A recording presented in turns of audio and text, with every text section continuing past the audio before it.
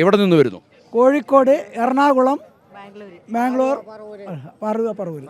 കുംഭമേളയ്ക്ക് വേണ്ടി മാത്രം മേളയ്ക്ക് വേണ്ടി മാത്രം വന്നതാണ്. എന്താണ് കുംഭമേളയുടെ സവിശേഷത കേട്ടറിഞ്ഞ് ആദ്യമായി വന്നതാണ്? ഇവിടെ ആദ്യമായിട്ടാണ് വന്നേക്കണത്. പക്ഷെ ഒരുപാട് കേട്ടിട്ടുണ്ട് ഇതിനെക്കുറിച്ച്, അതുകൊണ്ട് വന്നതാണ്. നാളെയാണ് ഞങ്ങൾ കുളിക്കാൻ ഉദ്ദേശിക്കുന്നത്.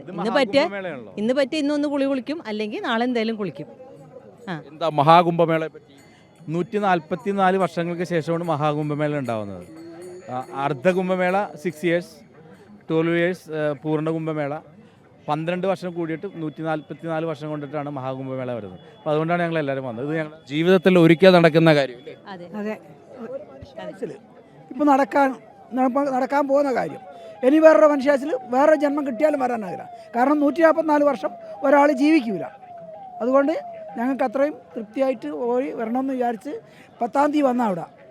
ഇനി 15-ാം തീയതി 14 കുളി കഴിഞ്ഞ് 15 കഴിഞ്ഞ് 16-ന് യോഗി സർക്കാരിൻ്റെ ഒരു തയ്യാറെടുപ്പ് അങ്ങേരുള്ളതുകൊണ്ടാണ് ഇതെല്ലാം ഭംഗിയായിട്ട് അച്ചടക്കത്തോട് നടക്കുന്നത്. ഇല്ലെങ്കിൽ ഇവിടെ ഉണ്ടല്ലോ ആളെ നമ്മളെ ഉന്തിയിട്ട് തട്ടും. അങ്ങേരെ വാസൽ കാല് തൊട്ട് തൊഴുത് നമസ്കരിക്കണം.